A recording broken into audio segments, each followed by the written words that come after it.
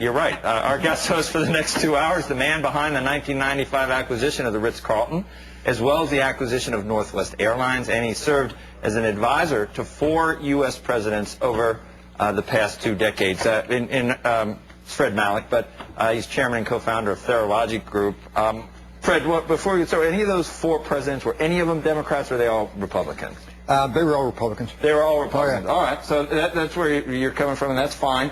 Because I'm reading that you differ with Jonathan Tisch, we had on the other day, the Lowe's CEO, about the industry and whether it's completely bottomed. And I'm talking about the hotel industry. You know, Jonathan he's one of the smartest guys around. Yes. I hate to take a little different view. And I'm not sure it's that different, but he kind of thinks it's bottoming. I think it may be bottoming, and if it is, it's going to be on that bottom a long time. We're starting to see a little bit of light at the end of the tunnel. We're starting to see group bookings picking up just a bit for future. But the problem is that the whole industry has been depressed by this fear of going to meetings.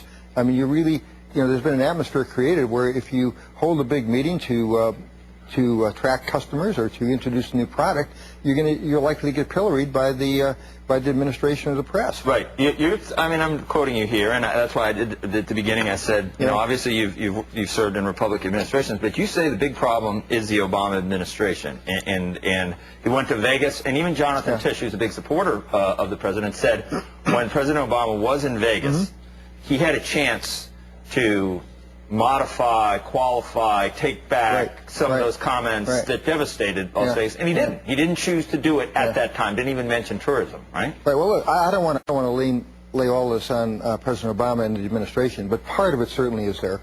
There's certainly more that they could do, and he did have a great opportunity when he went to Las Vegas to kind of create an atmosphere that kind of said, hey, look, I know that there's a lot of meetings that have to take place to reward your customers and to incent your salespeople and to introduce new products. And I'm all for American industry continuing to function in that way. And I know people have to take vacations. We don't mean to depress that. He could have said something, but he didn't. And I think the administration has to come out and do something. And the Secretary of Commerce, which has the tourism department under him, he's got to be a champion. We've got to have some champion in there that said, hey, industry, it's okay for legitimate travel. Although there's people who say you see changes like this, and that some people think this is a real sea change in terms of conspicuous consumption and whether it's acceptable or not. Do you think that this is all tied back into that, and is this a long-term change, or is this something that people are just feeling very gun-shy right now? That's a good question. Is it a long-term change, or is it just a short-term gun-shyness? You know, I think it's going to take a while to come back, but I don't think it's a secular long-term change. I think people do want to travel. People do want to go on vacations. I think business meetings that are held in the past, have there been some excesses? Yeah, there's some excesses.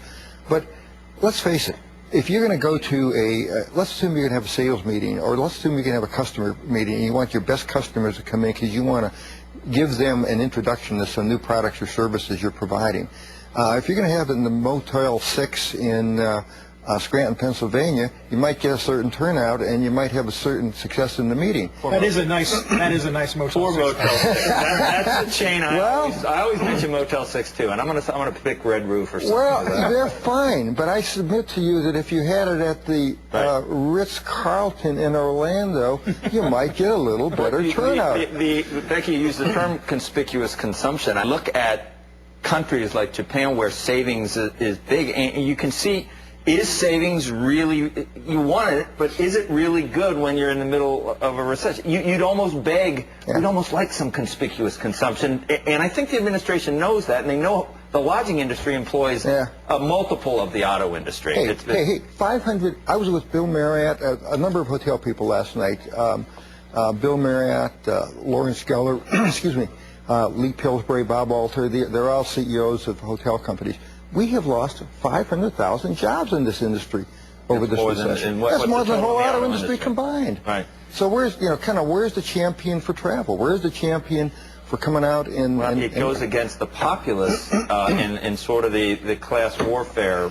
A little bit of it does. But look, what do we want? What do we want? We want to get growth started again in this company. We want to jumpstart the economy and get it growing again.